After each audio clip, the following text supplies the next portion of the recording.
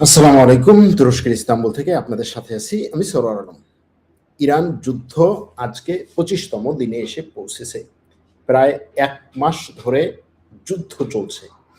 এখানে এসে একটাই প্রশ্ন, এই যুদ্ধ কি আসলেই শেষ হচ্ছে? ট্রাম্প গতকাল যে বার্তা দিয়েছেন যে আমি এই যুদ্ধ বন্ধ করতে চাই, ইরানের সাথে আলোচনা চলছে, আলোচনা ফলপ্রসূ হচ্ছে, অনেক ভালো একটা দিকে এগুচ্ছে এবং আমি সেজন্য ইরানের স্থাপনাগুলোতে, বিশেষ করে বিদ্যুৎ স্থাপনাগুলোতে আক্রমণ করার যে পরিকল্পনা করেছিলাম সেটা 5 দিন পিছিয়েছি। তার এই কথা এবং ইরানের কাছ থেকে আসা বক্তব্য যে আমাদের সাথে কোনো আলোচনা চলছে না, এটা কোন দিকে নিয়ে যাচ্ছে? শেষ পর্যন্ত কি সত্যি সত্যি আলোচনা হবে, যুদ্ধবিরতি হবে, নাকি অন্য কিছু? যুদ্ধ কোথায় যাচ্ছে? এই যুদ্ধ নিয়ে মধ্যপ্রাচ্যের দেশগুলো কি ভাবছে? এখানে একটা যুদ্ধবিরতি হলে কার কি লাভ? এই মুহূর্তে এই যে যুদ্ধবিরতির কথা ট্রাম্প বলছেন, সেটাতে ইসরায়েলের চিন্তা ভাবনা কি? ইসরায়েল এটাকে কিভাবে দেখছে? ইসরায়েল এই যুদ্ধবিরতির কোথায় আছে? যদি এরকম একটা যুদ্ধবিরতি হয়, সেটা ইসরায়েল শেষ পর্যন্ত মেনে নিবে কিনা, অথবা আদৌ কোনো যুদ্ধবিরতি হওয়ার সম্ভাবনা আছে কিনা, যুদ্ধ শেষ পর্যন্ত কেমন চলছে, ইরানের পরিস্থিতি কি, এগুলো নিয়ে আজকে আলোচনা করব। বহু দর্শক প্রশ্ন করেছিলেন, আমাদের টেলিগ্রাম চ্যানেলে প্রশ্ন করেছেন, আমাদের লাইভে প্রশ্ন করছেন। যারা টেলিগ্রাম চ্যানেলে এখনো পর্যন্ত যুক্ত হননি তাদের জন্য আমাদের আহ্বান থাকবে, আপনারা আমাদের টেলিগ্রাম চ্যানেলে যুক্ত হতে পারেন। সেখানে এই যুদ্ধের প্রতি মুহূর্তে সর্বশেষ সংবাদ দ্রুত এবং বিশ্বস্ততার সাথে আপনারা পেতে পারেন। যে সমস্ত ভিডিও আমরা লাইভে দেখাতে পারি না, অথবা ফেসবুকে দিতে পারি না, ইউটিউবে দিতে পারি না, সেই সমস্ত ভিডিও, তথ্য সবকিছুই আপনারা টেলিগ্রাম চ্যানেলে পেতে পারেন। এই লাইভে যে যেখান থেকে যোগ দিচ্ছেন সবাইকে স্বাগত জানাচ্ছি। যুদ্ধের 25তম দিনে এসে সর্বশেষ পরিস্থিতি কি, সেখান থেকে শুরু করে আমরা এই যুদ্ধের অবস্থা দেখব, এই যুদ্ধের অন্যান্য ব্যাপারগুলো নিয়ে আলোচনা করব। আগে চলুন সর্বশেষ পরিস্থিতি কি সেটা আমরা একটু দেখে নিই। যুদ্ধের সর্বশেষ ঘটনাগুলো যদি জাস্ট খুব দ্রুত একটু আপনাদেরকে বলে বোঝানোর চেষ্টা করি, তাহলে বিষয়টা হচ্ছে এরকম যে ইরান বলেছে যে গত রাতে তাদের কিছু তেলের পাইপলাইনে আক্রমণ করা হয়েছে, যেই তেলের পাইপলাইনগুলো দিয়ে তাদের এনার্জি প্লান্টে অর্থাৎ বিদ্যুৎ কেন্দ্রগুলোতে তেল বা গ্যাস পাঠানো হতো, সেই সমস্ত জায়গায় আক্রমণ করা হয়েছে। আমেরিকা এবং ইসরায়েল আক্রমণ করেছে, যেটার মানে হচ্ছে যে ইরানের বিদ্যুৎ স্থাপনাগুলোয় আক্রমণ হয়েছে। যেটা ট্রাম্প বলেছে যে আক্রমণ করব না, সেটা আসলে না, এটা ইরানের পক্ষ থেকে দাবি করা হয়েছে। গত রাতে ইরান ইসরায়েলের উপরেও ব্যাপক আক্রমণ চালিয়েছে, যেই আক্রমণগুলোর অনেকগুলো ইসরায়েলে আঘাত এনেছে। তেল আবিবের রাস্তায় একটা আক্রমণে ওই রাস্তায় ব্যাপক পরিমাণে ধ্বংসযজ্ঞের ছবি দেখা গেছে। শুধুমাত্র তেল আবিব না, তেল আবিব ছাড়াও ইরানের ইসরায়েলের অন্যান্য অনেকগুলো শহরে আক্রমণ হয়েছে। ইরানের মিসাইল আক্রমণের পরে ইসরায়েলের তেল আবিব, ইসরায়েলের জেরুজালেম, ইসরায়েলের মধ্য অঞ্চল এবং ইসরায়েলের উত্তর অঞ্চলে কমপক্ষে এ পর্যন্ত প্রায় 11 থেকে 15 জন মানুষ আহত হয়েছে। এটা হচ্ছে ইসরায়েলের বক্তব্য। ওদিকে ইরান ইসরায়েলের উপরে যে পরিমাণে আক্রমণ করছে, ইসরায়েল তার কয়েক গুণ বেশি আক্রমণ করছে লেবাননের উপরে। লেবাননের দক্ষিণ লেবাননের সাথে লেবাননের মূল ভূখণ্ডের যে সংযোগ, লিতানি নদীর উপর দিয়ে অনেকগুলো ব্রিজ, সেই ব্রিজগুলোকে ইসরায়েল ধ্বংস করেছে, যেন এই লিতানি নদীর দক্ষিণ অংশ অর্থাৎ লেবাননের দক্ষিণ অঞ্চল ইসরায়েল পুরোপুরি দখল করে নিতে পারে। সেখানে হিজবুল্লাহর সাথে ইসরায়েলের পাল্টা আক্রমণ চলছে। লেবাননের শুধুমাত্র দক্ষিণ অঞ্চলই না, লেবাননের রাজধানীতেও ইসরায়েল আক্রমণ করেছে। লেবাননের রাজধানী এবং দক্ষিণ অঞ্চলের কমপক্ষে 5টা এলাকায় ইসরায়েল আক্রমণ করেছে এবং অনেকগুলো বসতবাড়ি ধ্বংস করে দিয়েছে। ইরান বলছে যে এ পর্যন্ত এই যুদ্ধে কমপক্ষে 208 জন শিশু নিহত হয়েছে। শুধুমাত্র শিশু নিহত হয়েছে 208 জন। ওদিকে ইরানের তেহরান তাবরিজ, ইস্পাহান, খারাজ এই শহরগুলোতে আক্রমণ হয়েছে গত রাতে। ব্যাপক পরিমাণে আক্রমণের খবর পাওয়া গেছে এই শহরগুলো থেকে। ইসরায়েলেরও এই যে সরকার বা সেনাবাহিনী একদিক থেকে আক্রমণ করতেছে, আরেক দিক থেকে ফিলিস্তিনিদের উপরে, পশ্চিম তীরে ফিলিস্তিনিদের উপরে আক্রমণ চালাচ্ছে ইসরায়েলের এই দখলদাররা, অর্থাৎ যাদেরকে ইসরায়েল সাধারণ মানুষ হিসেবে বলছে যে এরা হচ্ছে সিভিলিয়ান, এরা সামরিক না, এরা বেসামরিক মানুষ। সেই বেসামরিক মানুষ ফিলিস্তিনিদের উপরে আক্রমণ করছে ব্যাপক পরিমাণ, হাজার হাজার মানুষ গিয়ে ফিলিস্তিনিদের ঘর বাড়ি দখল করে তাদের ঘর বাড়ি জ্বালিয়ে পুড়িয়ে দিচ্ছে। এই ঘটনাগুলো ইদানিং অনেক বেশি চলছে।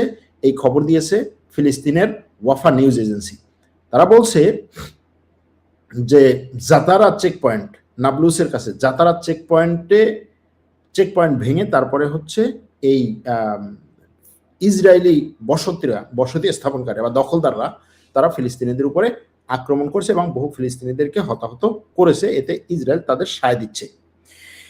ইসরায়েল এমার্জেন্সি সার্ভিস বলছে যে মধ্য ইসরায়েলে ইরানের আক্রমণের পরে কয়েকজন মানুষ আহত হয়েছে।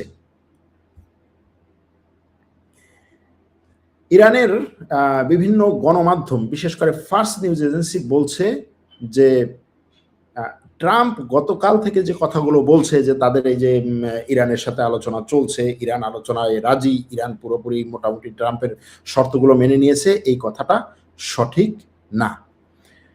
ওদিকে ইরানের ইস্পাহান এবং খোরাম শহরে গতকালকে ব্যাপক পরিমাণে আক্রমণের কথা বলছে ইরান। এই দুই শহরে দুইটা গুরুত্বপূর্ণ জায়গায় আক্রমণ করেছে ইসরায়েল এবং আমেরিকা। ইরানের দাবি অনুযায়ী দুটো গুরুত্বপূর্ণর মধ্যে একটা হচ্ছে খোরাম শহরে পরমাণু স্থাপনায়, আর ইস্পাহানে হচ্ছে বিদ্যুৎ কেন্দ্রে যাওয়া পাইপলাইনে।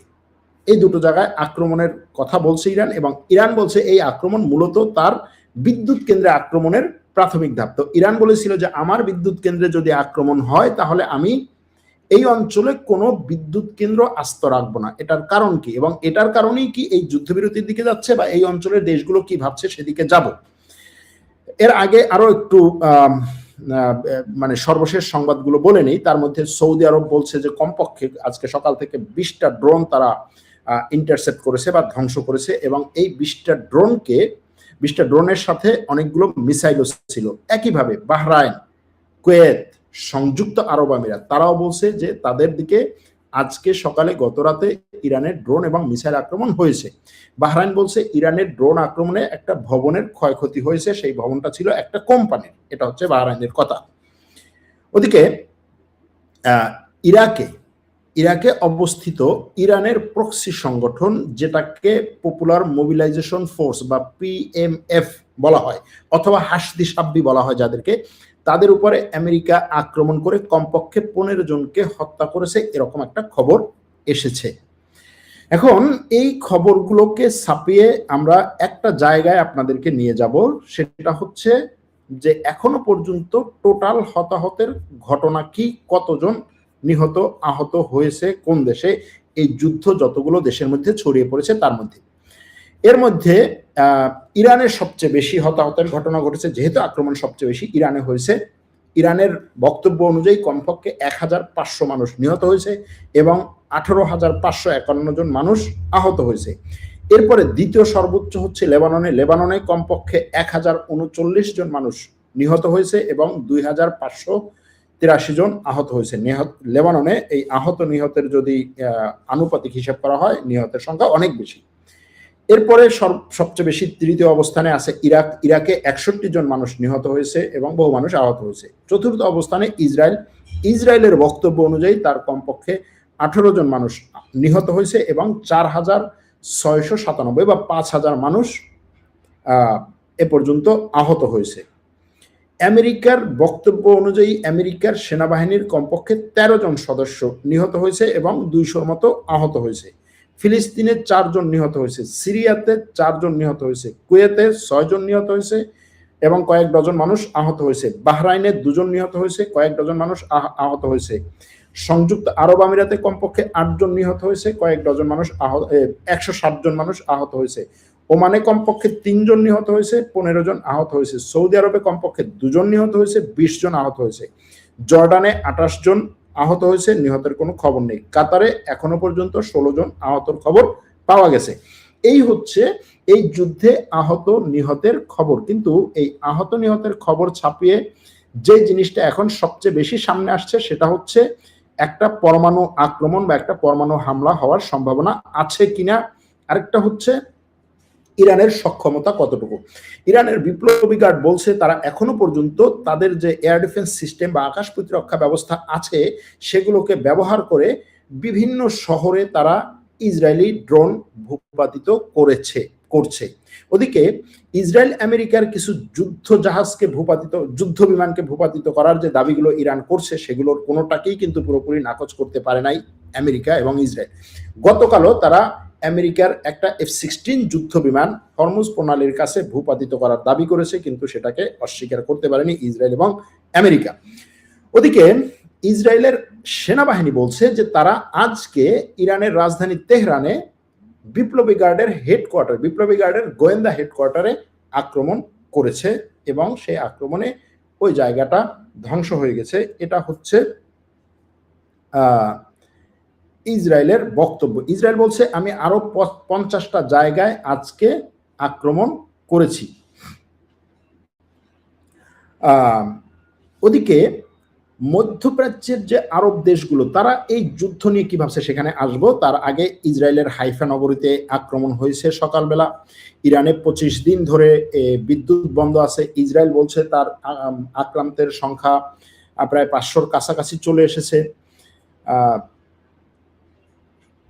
বিপ্লবী গার্ড আজকে একটা নতুন বক্তব্য দিয়েছে ইরানের, সেটা হচ্ছে যে যদি ইসরায়েল লেবানন এবং গাজায় বেসামরিক মানুষের উপরে আক্রমণ চালায়, এটা ভালো করে শোনা দরকার, যে যদি ইসরায়েল লেবানন এবং গাজা ভূখণ্ডে বেসরকারি মানুষদের উপরে আক্রমণ চালায় তাহলে বিপ্লবী গার্ড কোনো ধরনের হিসাব নিকাশ ছাড়াই ইসরায়েলের উপর আক্রমণ করবে।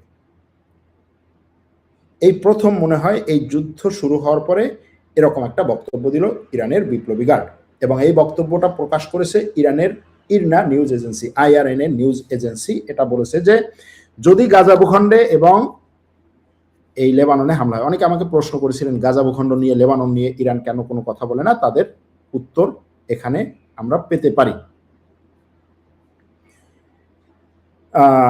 ইরানের আক্রমণগুলো এখন ইসরায়েলের রাজধানী এবং ইসরায়েলের বিভিন্ন জায়গায় বেশি হচ্ছে।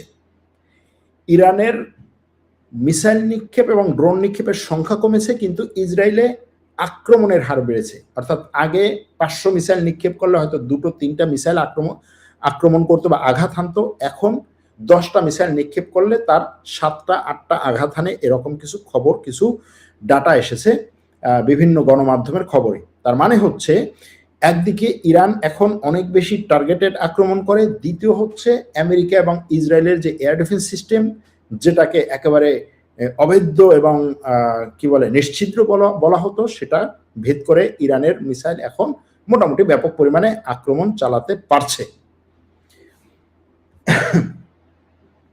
এই হচ্ছে সর্বশেষ সংবাদ। এবার আসি আমরা সংবাদ পর্যালোচনায়। সংবাদ পর্যালোচনার মধ্যে শুরুতেই আসবে ইরানের বিষয়টি। ইরানের বিষয়টি হচ্ছে এরকম যে মানে আমেরিকার রাষ্ট্রপতির যে বক্তব্য ইরান নিয়ে, সেটা যে আমরা একটা যুদ্ধবিরতিতে যাচ্ছি।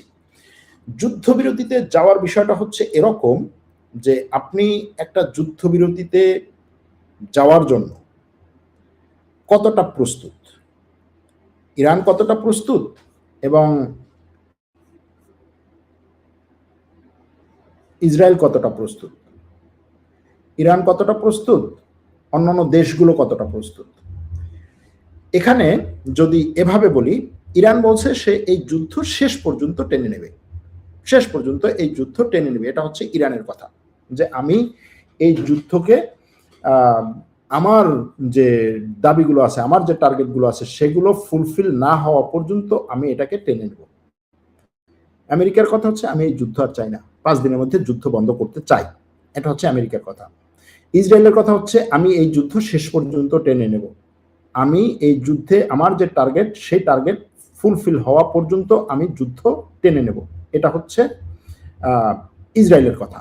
এখন প্রশ্ন হচ্ছে, যেখানে ইসরায়েল এবং আমেরিকা দুটো দেশই বলছে, যেখানে ইরান এবং ইসরায়েল দুটো দেশই বলছে যে আমি এই যুদ্ধ শেষ পর্যন্ত টেনে নেব, সেখানে আমেরিকা যদি যুদ্ধ বন্ধ করে কিভাবে করবে? এখন এই প্রশ্নের সাথে আরো দুটো জিনিস আসে। একটা হচ্ছে আমেরিকার 5,000 মেরিন সেনা যে আসা শুরু হয়েছে, সেই মেরিন সেনাদেরকে আমেরিকা ফেরত নিচ্ছে না। সেই মেরিন সেনারা ইরানের কাছাকাছি এসে পৌঁছবে আর 5 দিন পরে, অর্থাৎ বৃহস্পতিবার শুক্রবারের দিকে। এজন্যই এটাকে একটা অনেকে ট্রিক হিসেবে বলতে পারেন যে এটা হচ্ছে হয়তোবা ট্রাম্পের একটা কৌশল হতে পারে, অনেকেই এভাবে মনে করছেন। এখন এই যে কৌশল হচ্ছে, কৌশলটা আসলে কোন দিকে? প্রথম ট্রাম্প যখন ঘোষণা দিলেন যে আমি ইরানের সাথে আলোচনা করছি এবং এই আলোচনায় অগ্রগতি হচ্ছে, ইসরায়েল বলছে এই ধরনের কোনো আলোচনা থেকে আমার কোনো খবর নাই, আমি জানি না এই ধরনের কোনো আলোচনা হচ্ছে কিনা, এবং আমি এটা মানবো না, আমি ইরানের উপর আক্রমণ চালাবো, এটা ছিল ইসরায়েলের প্রধানমন্ত্রীর কথা। তারপরও ট্রাম্প এই আলোচনার কথা, ট্রাম্প এবং তার মন্ত্রণালয় মন্ত্রীরা সবাই এই কথাগুলো বলে যাচ্ছে যে আমরা আলোচনা কন্টিনিউ করতেছি এবং আলোচনা চলছে, আমরা এই আলোচনা চালিয়ে যাব। ঠিক সেই সময়ে ইসরায়েল বলছে যে ট্রাম্প যদি এরকম একটা আলোচনা চালিয়ে যায় সেটা ইসরায়েলের ভালোর জন্যই হবে, সুতরাং আমরা সেটাকে দেখতে চাই পজিটিভ ভাবে। এখন এই 5 দিন পর্যন্ত ইসরায়েলকে সে থামিয়ে রাখতে পারবে কিনা, প্রশ্ন হচ্ছে এক। দ্বিতীয় হচ্ছে তার যে 5,000 মেরিন সেনা আছে, সেই মেরিন সেনাদের নিয়ে সে কি পরিকল্পনা করতে চায়? তার 5,000 মেরিন সেনাদের নিয়ে সে যে পরিকল্পনা করতে চায় সেটা হচ্ছে ইরানের কাছাকাছি, হরমুজ প্রণালীর কাছাকাছি নিয়ে এসে প্রথমে হরমুজ প্রণালীর বাইরে, ভিতরে না, অর্থাৎ হরমুজ প্রণালীর ভিতরে যে উপসাগর আছে, পারস্য উপসাগর, সেখানে না, সেটার বাইরে সে একটা ইরানের বন্দর দখল করে তারপরে সেখান থেকে আক্রমণ চালাতে চায়, সেখানে দখল করে তারপরে আস্তে আস্তে হরমুজ প্রণালীর দিকে আগাবে এদেরকে নিয়ে। কারণ শুরুতে সে এই হরমুজ প্রণালী মানে ভেদ করে বা হরমুজ প্রণালী পার হয়ে সে ভিতরে ঢোকার পরিকল্পনা বা ভিতরে ঢোকার সাহস করবে না। আর দ্বিতীয় হচ্ছে, যদি এই 5,000 সৈন্য নিয়ে সে প্রথম হচ্ছে ল্যান্ড দখল করতে চায়, তাহলে এই যুদ্ধ আরো দীর্ঘায়িত হবে এবং এখানে ইরানের ইসরায়েল হয়তো আসবে না, কিন্তু আমেরিকার কমপক্ষে 20 থেকে 25,000 সৈন্য নিয়ে আসতে হবে। তখন এটা হবে এমন একটা জায়গা যে এখানে আমেরিকার সৈন্য আনতেই হবে। যদিও আমেরিকার সৈন্য না আনে তাহলে ওই 5,000কেও সে নিরাপত্তা দিতে পারবে না। তারপরের প্রশ্ন হচ্ছে, এই 5,000কে নিয়ে এসে অথবা 15,000কে নিয়ে এসে অথবা 20,000কে নিয়ে এসে যদি সে এখানে ঢুকায়, তারপরও সে হরমুজ প্রণালীর পুরোপুরি নিরাপত্তা দিতে পারবে না। এখন এরকম একটা পরিস্থিতিতে ট্রাম্প আসলেই কি যুদ্ধবিরতি চায়? ট্রাম্প যুদ্ধবিরতি চায়, কিন্তু ইসরায়েল যুদ্ধবিরতি চায় না। এবং ইসরায়েল এই 5 দিনে ট্রাম্পকে কনভিন্স করার চেষ্টা করবে, তার ইন্টেলিজেন্স দিয়ে, তার লোকজনকে দিয়ে, ট্রাম্পের আশেপাশে থাকা ইসরায়েলের জন্য লবি করা লোকজনকে দিয়ে, যে এই যুদ্ধে আমরা যদি আরেকটু সামনে আগাই তাহলে জিততে পারবো, আরেকটু সামনে আগাইলে জিততে পারবো, এরকম একটা ব্যাপার। এখন এই যে বিষয়টাতে মূল যে জায়গাটা সেটা হচ্ছে মধ্যপ্রাচ্য। মধ্যপ্রাচ্যের দেশগুলো, সৌদি আরব, আমিরাত, কাতার, কুয়েত, বাহরাইন, এদের বড় সমস্যাটা কি? এদের এখন বড় সমস্যা হচ্ছে যে ইসরায়েল এবং আমেরিকা যদি ইরানের এই বিদ্যুৎ কেন্দ্রে আক্রমণ করে, ইরান বলছে আমি ওদের বিদ্যুৎ কেন্দ্রে আক্রমণ করব।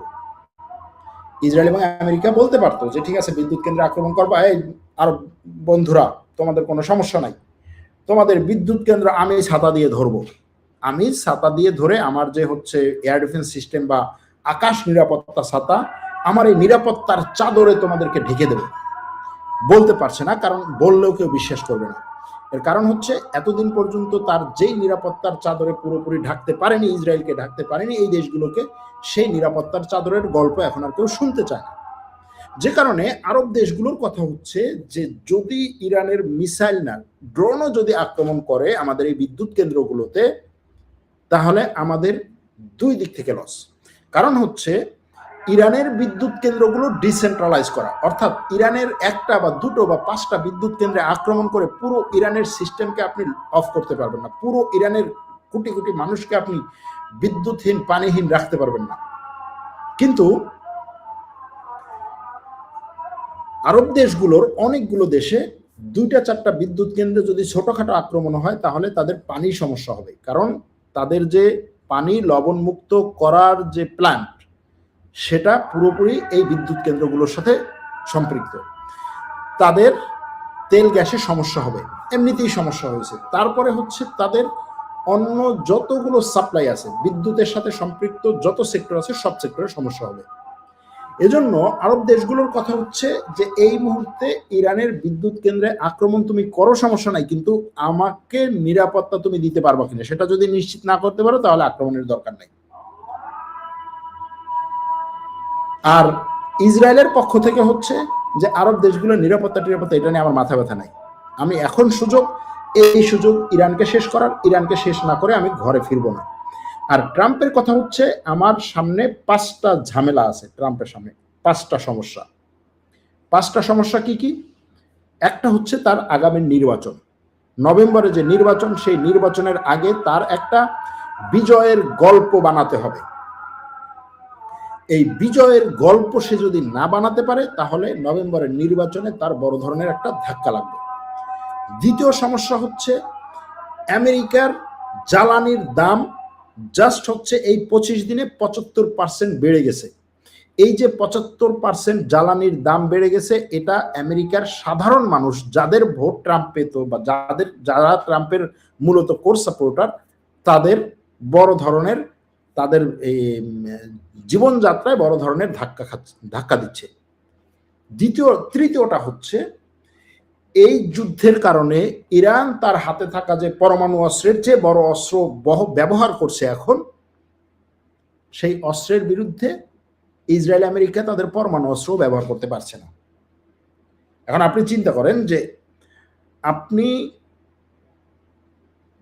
পরমাণু অস্ত্রের চেয়ে বড় অস্ত্র ব্যবহার করে বসে আছেন, কিন্তু আপনার শত্রু পরমাণু অস্ত্র হাতে থাকার পরেও ব্যবহার করতে পারছে না, তাহলে এই যুদ্ধটা কি অবস্থায় আছে, কতটা অসম অবস্থায় আছে। হ্যাঁ, সে আক্রমণ চালাচ্ছে, সে মিসাইল আক্রমণ চালাচ্ছে, সে আপনার উপরে ড্রোন হামলা চালাচ্ছে, বিমান হামলা চালাচ্ছে, কিন্তু আপনি যে তার গলা চেপে ধরছেন, ইরান যে আমেরিকা এবং ইসরায়েলের গলা চেপে ধরছে, সেখান থেকে আমেরিকা ইসরায়েল বেরোতে পারছে না।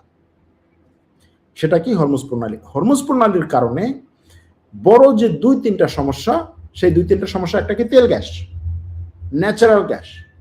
আমেরিকার আপনি যদি আজকে থেকে 1 বছর আগের রাজনৈতিক বক্তব্যগুলো এবং এই সেক্টরের সাথে সম্পৃক্ত যারা তাদের বক্তব্যগুলো যদি শুনেন, তাহলে তাদের কথা হচ্ছে আমাদের তেল গ্যাস, বিশেষ করে এলএনজি এবং বিদ্যুৎ এতটাই শক্তিশালী এই দিকে আমরা, যে আমরা আমাদের এআই টেকনোলজি দিয়ে বিশ্বকে শাসন করব। এটা ছিল তাদের কথা। আমেরিকার ট্রাম্প আসার পরে কেন হচ্ছে টেকনোলজিক্যাল কোম্পানিগুলো ট্রাম্পকে এত বেশি সাপোর্ট দিয়েছে? মাইক্রোসফট বলুন, আমাজন বলুন, এলন মাস্ক বলুন, গুগল বলুন, ফেসবুক বা মেটা বলুন, অথবা অন্য যে সমস্ত কোম্পানি আছে সবাই। কেন? কারণ হচ্ছে ট্রাম্প দেখিয়েছে যে আমি তোমাদের জন্য কাজ করব, আগামীর বিশ্বকে আমি বানাবো হচ্ছে এআই এর বিশ্ব, এটার জন্য যা যা দরকার সব দিতে আমি প্রস্তুত আছি। অর্থ লাগবে, তুমি অর্থ পাবা, এনার্জি লাগবে, তুমি এনার্জি পাবা, মার্কেট লাগবে, তোমার জন্য আমি মার্কেট রেডি করে দেব, চীনের গলা চেপে ধরবো। এটা ছিল ট্রাম্পের কথা, চীনের গলা চেপে ধরবো, ইউরোপকে আমি আমার কৃতদাস বানাবো, এটা ছিল ট্রাম্পের কথা। গত বছর জুলাই মাসে, 2025 সালের জুলাই মাসে ইউরোপের উপরে ট্রাম্প এমন পরিমাণে তার ট্যারিফের চাপ দিয়েছিল, শেষ পর্যন্ত ইউরোপ বলেছে যে আমরা ট্রাম্পের শর্তগুলো মানতে রাজি। ট্রাম্প তখন কি শর্ত দিয়েছিল? যে আমার কাছ থেকে $750 বিলিয়ন এলএনজি কিনতে হবে, সেটার চুক্তি করা, আর আরো $600 বিলিয়ন বিনিয়োগ করতে হবে আমেরিকাতে। ইউরোপকে বলেছিল, ইউরোপীয় ইউনিয়নকে। ইউরোপীয় ইউনিয়ন এবং আমেরিকা সেই চুক্তির প্রাথমিক যে ফ্রেমওয়ার্ক সেটা করেছিল। সেটা করার পরে আমেরিকা কিছুটা শিথিল করেছিল তার সেই ট্যারিফকে, কিন্তু এখনো পর্যন্ত ইউরোপীয় ইউনিয়নের পার্লামেন্টে এই আইন পাশ হয় নাই। এই আইন পাশ না হওয়ার কারণে এই আইনের এখনো পর্যন্ত কোনো বাস্তবায়ন হয় নাই। এর মধ্যে অনেক ঘটনা ঘটেছে, আপনারা জানেন, ইউরোপে এই গ্রিনল্যান্ডকে নিয়ে ইউরোপকে পুরো হুমকি দেয়া, এটা সেটা অনেক কিছু ঘটেছে। আগামী বৃহস্পতিবারে ইউরোপের পার্লামেন্টে সেই আইন নিয়ে ভোটাভুটি হবে। আমেরিকার কাছ থেকে $750 বিলিয়ন বা $720 বিলিয়ন এলএনজি বা ন্যাচারাল গ্যাস কেনা এবং আমেরিকাতে $600 বিলিয়ন ইনভেস্টমেন্ট। ইউরোপীয় পার্লামেন্টে বর্তমান পরিস্থিতিতে, যেই পরিস্থিতিতে কাতারের কাছ থেকে তারা গ্যাস পাচ্ছে না, যেই পরিস্থিতিতে রাশিয়ার কাছ থেকে তারা তেল গ্যাস পাচ্ছে না, যেই পরিস্থিতিতে এই তেল গ্যাসের দাম হুহু করে বাড়ছে, এই অবস্থায় শুধুমাত্র আমেরিকার কাছ থেকে এই পরিমাণে তেল কেনার চুক্তি তারা করবে কিনা, এই প্রশ্নে ভোটাভুটি হবে। এখন এই ভোটাভুটিতে আমেরিকার পক্ষে ভোট যাবে নাকি আমেরিকার বিপক্ষে যাবে কেউ বলতে পারছে না। আমেরিকার নিযুক্ত ইউরোপীয় ইউনিয়নের জন্য যে রাষ্ট্রদূত, তিনি বলেছেন যে আমরা ইউরোপীয় ইউনিয়নকে সতর্ক করে দিতে চাই যে এই ভোটাভুটিতে যেন এই আইন পাশ হয়, অর্থাৎ আমেরিকার কাছ থেকে এই পরিমাণ তেল গ্যাস যেন কেনে। কবে? এই বৃহস্পতিবারের মধ্যে, আগামী বৃহস্পতিবারের মধ্যে। এখন বৃহস্পতিবারের মধ্যে এই জিনিসটাকে যে নিয়ে আসা হয়েছে বা এই জিনিসটার সাথে যে এটা কাকতালীয়ভাবে মিলে গেছে, ট্রাম্প ইরানকে আলটিমেটাম দিয়েছে কতদিন পর্যন্ত? শুক্রবার পর্যন্ত, যে আমি ইরানের সাথে একটা চুক্তি করতে চাই, চুক্তি করতে যাব, শুক্রবার পর্যন্ত সময় দিচ্ছি। ওদিকে ইউরোপীয় ইউনিয়নকে বৃহস্পতিবার পর্যন্ত সময়, যে তোমার এই বৃহস্পতিবারের মধ্যে এই চুক্তি স্বাক্ষর করতে হবে। এখন এই পরিস্থিতিটা কেন? কারণ হচ্ছে ইউরোপীয় ইউনিয়নকে ট্রাম্প এই যুদ্ধে টানতে চেয়েছিল, যে তুমি আসো এই যুদ্ধে, আসে নাই। মধ্যপ্রাচ্যকে এই যুদ্ধে টানতে চেয়েছিল সরাসরি, এখনো পর্যন্ত আসে নাই। ট্রাম্প তার বন্ধু রাষ্ট্রগুলোর কাছ থেকে হরমুজ প্রণালীতে জাহাজ চেয়েছিল, কেউ দেয় নাই। এখন ইরানকে এখনো পর্যন্ত সে একা মোকাবেলা করছে। এমনকি ইরানের এই যে জ্বালানি ক্ষেত্রগুলোতে আক্রমণের যে কথা সে বলেছিল, সেখানেও সে চেয়েছিল যে মধ্যপ্রাচ্যের দেশগুলো সাপোর্ট দিবে, দেয় নাই। মধ্যপ্রাচ্যের দেশগুলো বলেছে ইরানের জ্বালানিতে আক্রমণ করা মানে হচ্ছে আমার জ্বালানি শেষ হয়ে যাওয়া, ইরানের এনার্জিতে আক্রমণ করা মানে হচ্ছে আমার এনার্জি শেষ হয়ে যাওয়া। আমার এনার্জি যদি শেষ হয়ে যায় তাহলে আমি এখানে কি করে থাকবো? এখন এরকম একটা পরিস্থিতিতে ট্রাম্প হয়তো তার এই যে অনেকগুলো ইকুয়েশন বললাম, এই ইকুয়েশনগুলোর কারণে এখন যুদ্ধ থেকে সরে যেতে চাইছে, একটা যুদ্ধবিরতি চাইছে। কিন্তু যুদ্ধবিরতি তাকে করতে দিচ্ছে না কে? নেতানিয়াহু। নেতানিয়াহুর আশেপাশে তার যতগুলো লবি আছে। এখন বলতে পারেন যে ট্রাম্প ব্যক্তিগতভাবে এত কিছু চায়, তার লবি দরকার কি? সে তো করতেই পারে। রাজনৈতিক ব্যক্তিরা বা রাষ্ট্রপ্রধানরা আপনার আমার মতো করে হচ্ছে খবর দেখে না, খবর পড়ে না, বিশ্বটাকে দেখে না। তারা বিশ্বটাকে দেখে তার আশেপাশে যে উপদেষ্টারা আছে সেই উপদেষ্টাদের ব্রিফিং, সেই উপদেষ্টাদের রিপোর্ট এবং সেই উপদেষ্টাদের সাথে সম্পৃক্ত যেই সমস্ত কি বলে গোয়েন্দা রিপোর্টগুলো আছে, গোয়েন্দা সংস্থার যে টপ লেভেলের লোকজন আছে, তার মন্ত্রণালয়ের যে টপ লেভেলের লোকজন আছে, এদের কাছ থেকে পাওয়া তথ্য, ডাটা এবং সেগুলোর বিশ্লেষণের উপর ভিত্তি করে সে সিদ্ধান্ত নেয়। যেমন ধরুন ট্রাম্প যখন যুদ্ধটা শুরু করলো, ট্রাম্প এই যুদ্ধ শুরু করার ক্ষেত্রে তার মন্ত্রণালয় এবং তার উপদেষ্টাদের বাইরে থেকে যে 2-3 জন লোকের কাছ থেকে সে পরামর্শ নিয়েছিল, তার মধ্যে একজন হচ্ছে টেড ক্রুজ, আরেকজন হচ্ছে লিন্ডসে গ্রাহাম। এই যে দুজন আমেরিকার সিনেটর যাদের কাছ থেকে ট্রাম্প হচ্ছে এইভাবে মানে পরামর্শ নেয়, তারা সরাসরি বলেছে যে আমরা ট্রাম্পকে বুঝিয়েছি, দেখো এই মুহূর্তটাই হচ্ছে ইরানে আক্রমণ করার সবচেয়ে মোক্ষম সময়। 40 বছর ধরে আমরা এই মুহূর্তের জন্য অপেক্ষা করেছি, কারণ হচ্ছে এখন ইসরায়েলের কাছ থেকে যে ডাটা, যে তথ্য, যে গোয়েন্দা তথ্য এসেছে, সেই গোয়েন্দা তথ্য দিয়ে আমরা 100% নিশ্চিত যে এই জায়গায় খামেনেই এবং তার সবাই মানে আশেপাশে সবাই আছে, তাদেরকে এক গুলিতে আমরা মেরে ফেলতে পারবো এবং এটা মেরে ফেললে সব শেষ।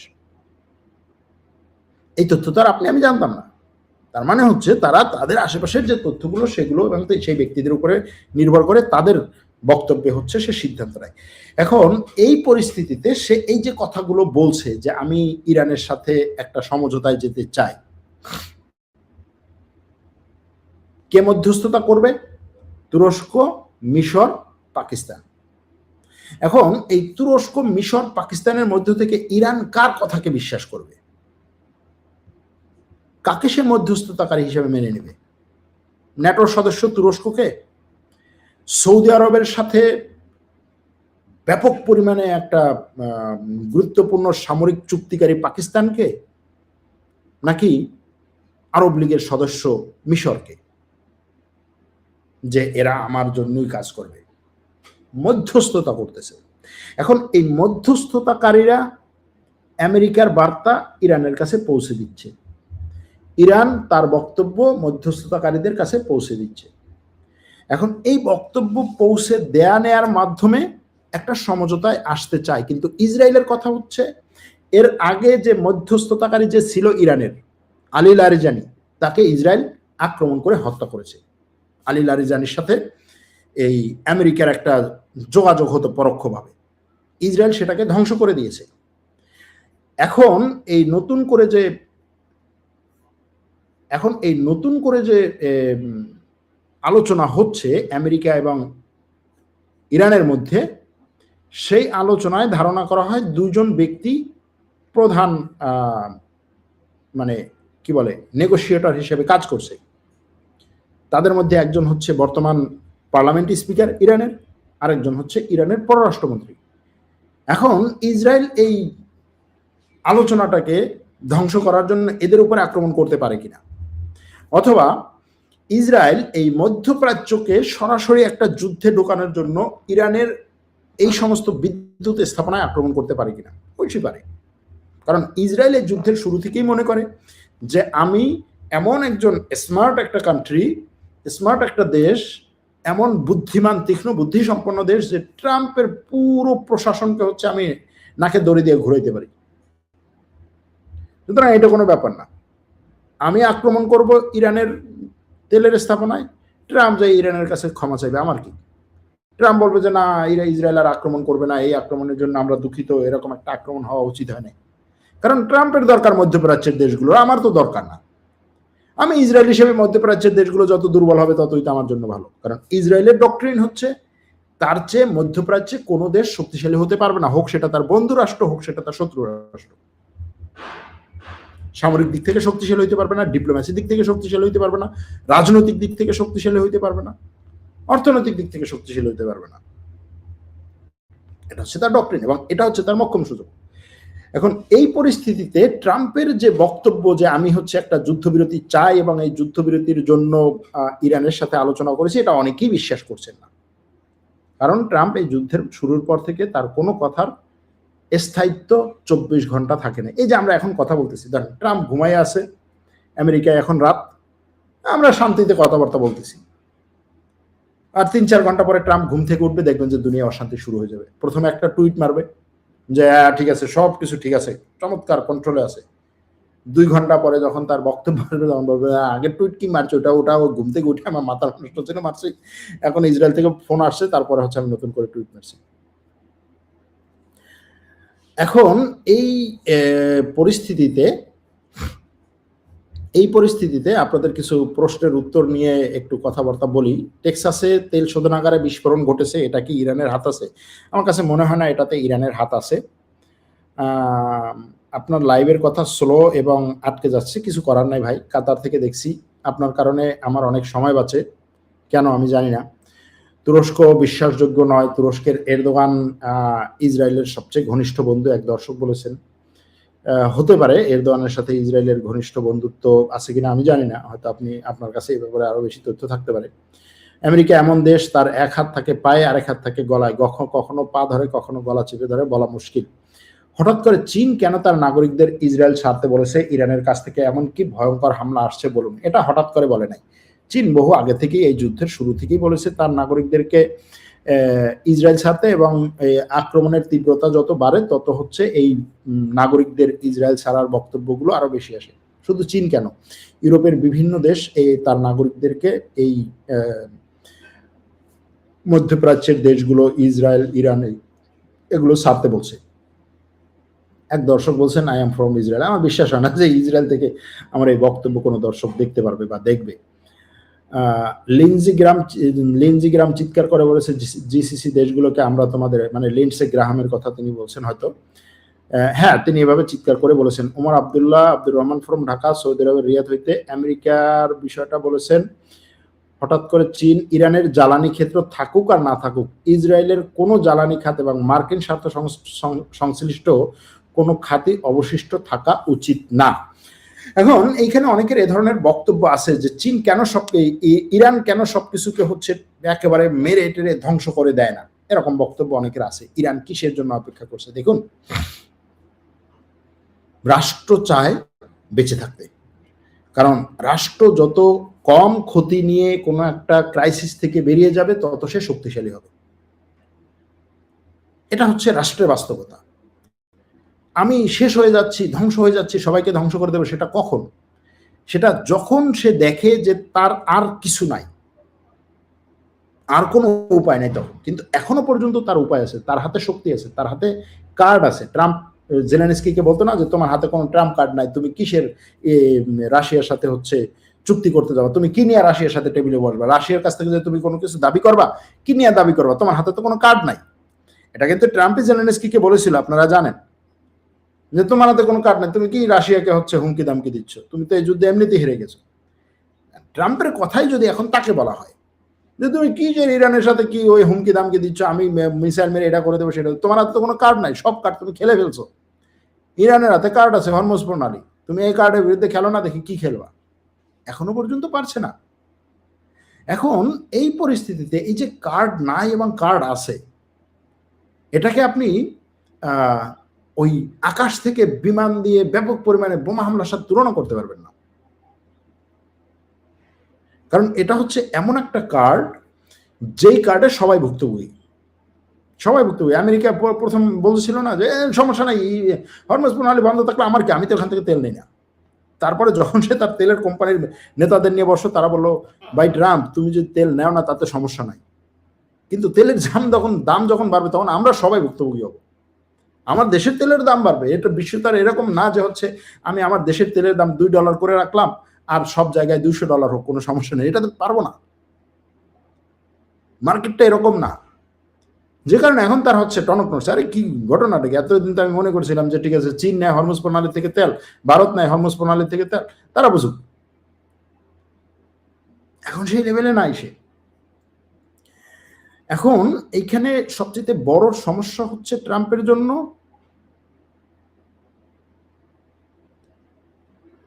ইসরায়েল তাকে কিভাবে কনভিন্স করে।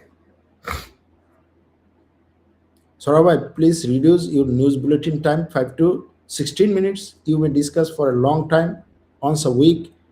As an audience, it's my opinion. আমাদের অনেক দর্শক এই কথা বলেন এবং আমি এটা ট্রাই করেছি, দেখেন আমি এটা ট্রাই করেছি, কিন্তু দেখা গেছে আমার যে দর্শক বেস গঠন হয়েছে, এটাকে সৌভাগ্য বলতে পারি, দুর্ভাগ্য বলতে পারেন আপনারা, সেটা হচ্ছে আমার দর্শক বেস আসলে 10 মিনিটের নিউজ বুলেটিন আমার কাছ থেকে নেয় না। আমি 10 মিনিট 15 মিনিটের যে ভিডিওগুলো দিয়েছি এইগুলো নিয়ে, সেগুলো বেশি একটা দেখে না, আমাদের দীর্ঘ ভিডিও দেখে এবং তারা চায়। আর বাবাল মানদেব আটকালে তেলের দাম কত হবে? 200 ছাড়িয়ে যাবে।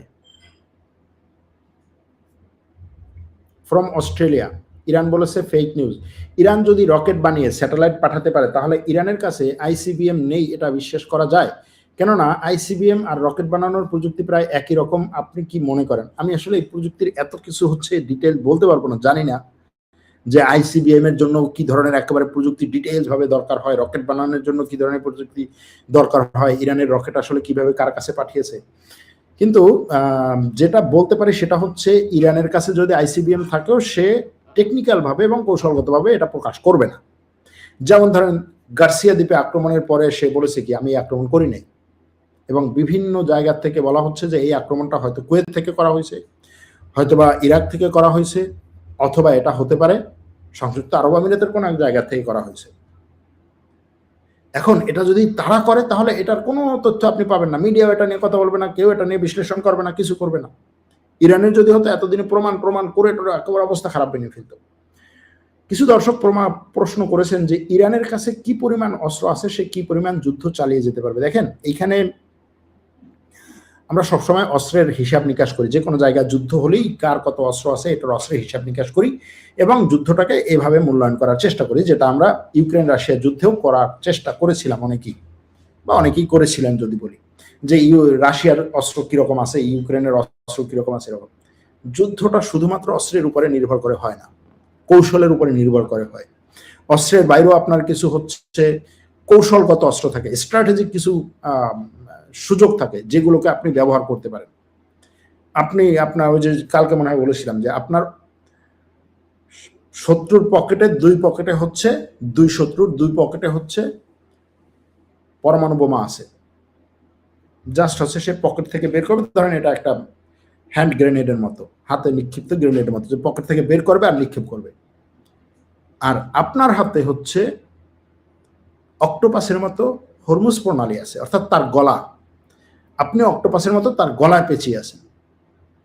এখন সে এই যে হাত দিচ্ছে পকেটে, গলা আপনি এমন ভাবে পেঁচিয়ে রাখছেন যে সে শ্বাস করতে তার কষ্ট হচ্ছে, সে যে ওইটা বের করবে সেই শক্তিটা পাচ্ছে না। তাহলে এই যে কৌশলগত সুযোগটা আপনি পাচ্ছেন, এই কৌশলগত সুযোগটা অনেক গুরুত্বপূর্ণ। আপনি হাতের সাথে লড়াই করতে গেছেন, হাতে সুর দিয়ে এরকম এরকম করে মোটামুটি আপনাকে ইয়ে করে ফেলছে, আপনি জাস্ট কোনো না কোনো ভাবে একটা সুই দিয়ে হাতে সুরের ভিতরে ঢুকিয়ে দিলেন, কৌশলগতভাবে আপনি অনেকখানি এগিয়ে আছেন। তো এখন এই যুদ্ধটা সেই কৌশলের দিকে গেছে। যাই হোক, অনেক কথা বললাম। আবারও যদি আপনাদের সেই প্রশ্নে আসি, তাহলে সেটা হচ্ছে যুদ্ধ খুব শীঘ্রই শেষ হবে কিনা। আমি এই যুদ্ধটাকে খুব শীঘ্রই শেষ হবে বলে মনে করি না। হতে পারে ট্রাম্প কোনো না কোনোভাবে এখানে একটা যুদ্ধবিরতির মতো পরিস্থিতি নিয়ে আসতে পারে, কিন্তু সেটাকে আমি যুদ্ধ শেষ হওয়ার হিসাবে দেখি না। অথবা একেবারে পুরোপুরি একটা বিশ্বের সবাই মিলে একেবারে হিসাব নিকাশ করে একটা যুদ্ধবিরতি করলো, বিশাল বিশাল সেই দলিল টলিল স্বাক্ষর করলো, তারপরেও আমি এটাকে যুদ্ধের শেষ হিসেবে দেখি না। কারণ হচ্ছে মধ্যপ্রাচ্যে ইসরায়েলের মতো একটা রাষ্ট্র যতদিন থাকবে, এই অঞ্চলকে আপনি শান্তি এই অঞ্চলে পাবেন না, যুদ্ধ ছাড়া এই অঞ্চলে থাকতে পারবেন না। ইসরায়েলের কিছু টেলিভিশন চ্যানেল হচ্ছে কিছু কার্টুন বের করে, ইরানের টেলিভিশন চ্যানেলও কার্টুন বের করে, বা ইসরায়েলের পক্ষের লোকজন কার্টুন বের করে, ইরানের পক্ষের লোকজন বিভিন্ন ধরনের কার্টুন বের করে।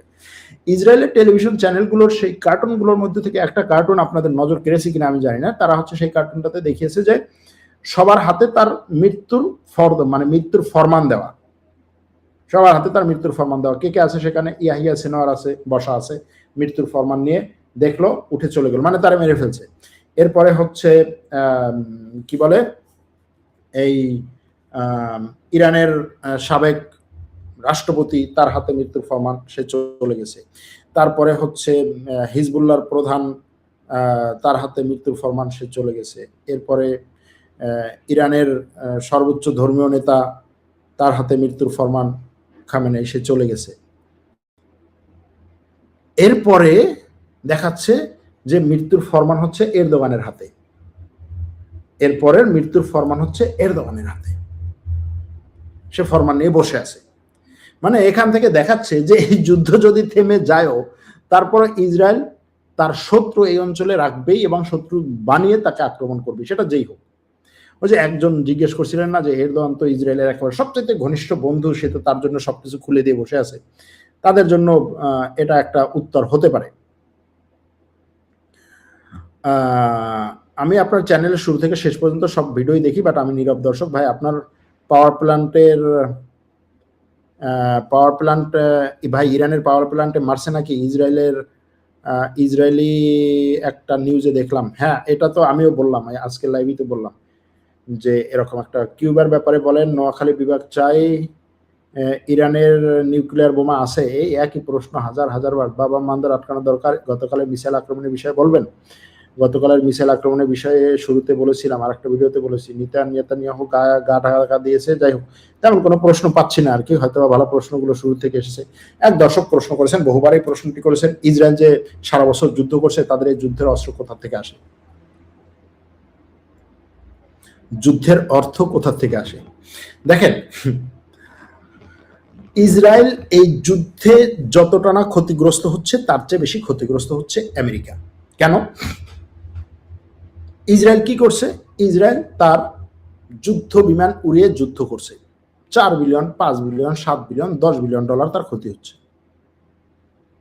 ঠিক আছে, 10 বিলিয়ন ডলার তার ক্ষতি হচ্ছে। এখন আমেরিকার ক্ষতি হচ্ছে এর চেয়ে ধরেন 10 গুণ বেশি। আমেরিকা এখানে যুদ্ধ জাহাজ নিয়ে এসেছে, কতগুলো বিমানবাহী রণতরী নিয়ে এসেছে, সব ধরনের বোমারু বিমান নিয়ে এসেছে, তার F-35 যুদ্ধ বিমান নিয়ে এসেছে। এই মধ্যপ্রাচ্যে তার যতগুলো বিমান ঘাঁটি ছিল সবগুলো বিমান ঘাঁটিকে সে অ্যাক্টিভেট করেছে, সেখানকার সবগুলো রাডার এয়ার ডিফেন্স সিস্টেমকে সে অ্যাক্টিভেট করেছে, এমনকি ইউরোপের সবগুলো দেশের এয়ার ডিফেন্স সিস্টেমকে সে অ্যাক্টিভেট করেছে। জার্মানির এয়ার ডিফেন্স সিস্টেম, জার্মানিতে থাকা এয়ার ডিফেন্স সিস্টেম, ইতালিতে থাকা এয়ার ডিফেন্স সিস্টেম, গ্রিসে থাকা এয়ার ডিফেন্স, সাইপ্রাসে থাকা এয়ার ডিফেন্স সিস্টেম, তারপরে হচ্ছে মধ্য কি বলে ভূমধ্য সাগরে তার সাবমেরিনে থাকা এয়ার ডিফেন্স সিস্টেম, সব কিছু সে নিয়ে এখানে যুদ্ধ করছে। কার জন্য? ইসরায়েলের জন্য। তো সে ইসরায়েলের জন্য লক্ষ লক্ষ ডলার খরচ করতেছে, কোটি কোটি ডলার খরচ করতেছে।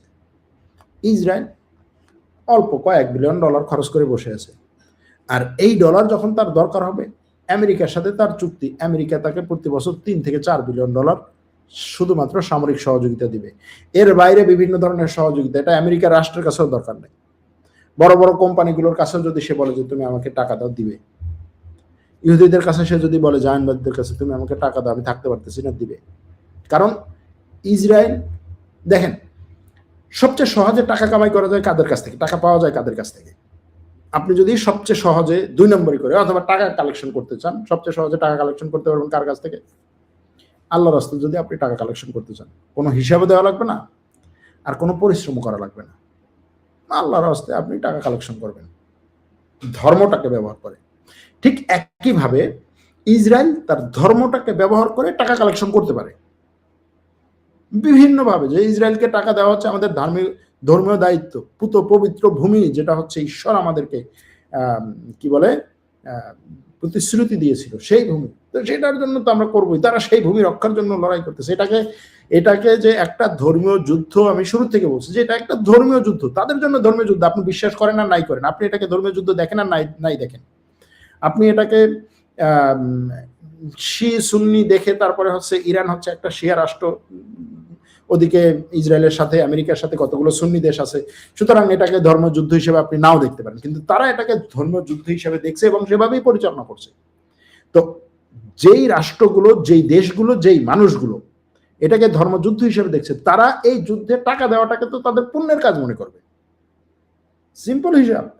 এই হিসাবটা তাকে আপনাকে সে দিবে না, আপনাকে দিবে এই হিসাব? দিবে না। তো যাই হোক, অনেকগুলো কথা বললাম। মুজতবা খামেনি, রাশিয়ার সবচেয়ে বড় তেলের রিফাইনারিতে এই সময় ইউক্রেনের হামলা করার কারণ কি? ইউক্রেনে হামলা করার কারণ কি? কারণ ইউক্রেন তো চায় এখন সে জীবিত থাকতে। ইরানের পারমাণবিক বোমা অলরেডি থাকার সম্ভাবনা কতটুকু? তারা কি অলরেডি বানিয়ে ফেলেছে? আমার কাছে মনে হয় না তারা অলরেডি বানিয়ে ফেলেছে।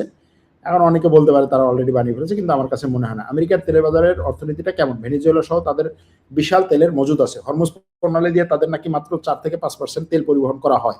তাহলে সেই দেশে তেলের দাম এখন কেন 75% বৃদ্ধি পেল? এটাকে আমি কিভাবে বোঝাবো? ভাই, যারা একটু মার্কেট সম্পর্কে একটু বেশি ভালো জানেন তারা একটু বুঝিয়ে দেন। আপনি যখন আমেরিকার বাজার তো সারা বিশ্বের থেকে বাইরে না, যখন বিশ্বের বাজারে তেলের দাম হু হু করে বাড়বে তখন আমেরিকার বাজারেও বাড়বে, এক।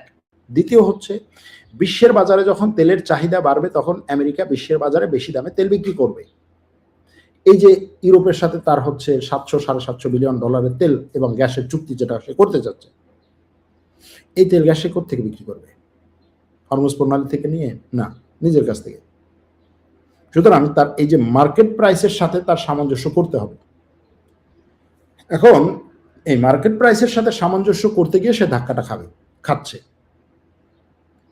আবার আমেরিকার বাইরে অনেক দেশ আছে, যেই সমস্ত দেশে তেলের পরিমাণ আছে, এই কি বলে তেলের দাম বাড়ছে। একটা হচ্ছে কি, দুটা জিনিস এখানে, আপনি তেলের দাম বাড়ছে, বেশি দামে কিনতেছে, যদি আপনার সাপ্লাই থেকে বেশি দামে কিনতেছে। ধরেন অনেক সময় হয় না যে হচ্ছে লেবুর দাম বাড়ে, বাজারে আছে লেবুর দাম বাড়ছে কিন্তু বেশি দামে কিনতে হচ্ছে। আরেকটা হচ্ছে আপনি বেশি দাম দিয়েও পাচ্ছেন না। তো যখন আপনি বেশি দাম দিয়েও পাবেন না বাজারে, তখন কি হবে? তখন অন্য কারো ঘরেও যদি থাকে, সে ওই ঘরেরটা নিয়ে বাজারে তখন বিক্রি করবে, আপনি ঠেকাতে পারবেন না। সিম্পল বোঝানোর জন্য বললাম আর কি। তো এজন্য আমেরিকা ইসরায়েল যে পরিমাণ বাণিজ্য হয়, অনেক বড় সম্পদশালী দেশ আমেরিকাকে ইরানের সাথে বাণিজ্য করলো তার চেয়ে বেশি করতে পারতো। যাই হোক, অনেক ধরনের বক্তব্য আছে বিভিন্ন দর্শকদের, সবার বক্তব্যকে আমরা স্বাগত জানাই। স্বর্ণের বাজারে যে ধস নেমেছে সেটা কি আর অব্যাহত থাকবে? এই ধসটাকে গতকাল ট্রাম্পের বক্তব্যের পরে কমেছিল, এখনো কিছুদিন থাকবে হয়তো এই ধসটা, কারণ তেলের দাম যত বাড়বে স্বর্ণের দাম কিছুটা কমবে। আবার যখন এই যুদ্ধ শেষ হয়ে যাবে তখন স্বর্ণের দাম আবার হয়তোবা হু হু করে বাড়তে থাকবে। অনেক কথা বললাম, আর কি বলবো। পরবর্তীতে আবার দেখা হবে অন্য কোনো ভিডিওতে। ভালো থাকবেন, ততক্ষণ পর্যন্ত আমাদেরকে মতামত জানাবেন। আমাদের টেলিগ্রাম চ্যানেল সাবস্ক্রাইব করুন এবং আমাদের যে সমস্ত কোর্সগুলো আছে, টার্কিশ ল্যাঙ্গুয়েজ কোর্স আমাদের এখন চলতেছে। টার্কিশ ল্যাঙ্গুয়েজ কোর্সের নতুন কোর্সটা আর কয়েকদিন পরেই শুরু হবে। সেই কোর্সে আপনারা ভর্তি হতে চাইলে ভর্তি হতে পারেন, এবং সেই কোর্সে আপনারা যারা টার্কিশ শিখতে চান, আমি এখানে কাউকে কেন টার্কিশ শিখবো, কি লাভ আমার টার্কিশ শিখে, আমি এই টার্কিশ শিখে কেন হচ্ছে টাকা দিয়ে টার্কিশ শিখবো, তাদের জন্য এই কোর্স না। অনেক মানুষ আছেন যাদের টার্কিশ শেখা দরকার, তারা খুঁজছেন টার্কিশ শেখার জন্য, এবং সেই সমস্ত লোকদের জন্য এই কোর্স। আর একটা বিদেশি ভাষা যেটা হচ্ছে আপনি এবিসিডি থেকে শুরু করে শিখবেন, সেই ভাষা শেখার জন্য আপনার যেমন পরিশ্রম দরকার সেরকম হচ্ছে পারিশ্রমিক দেওয়া দরকার। এই সব কিছু বলে এখানে শেষ করছি। ভালো থাকবেন।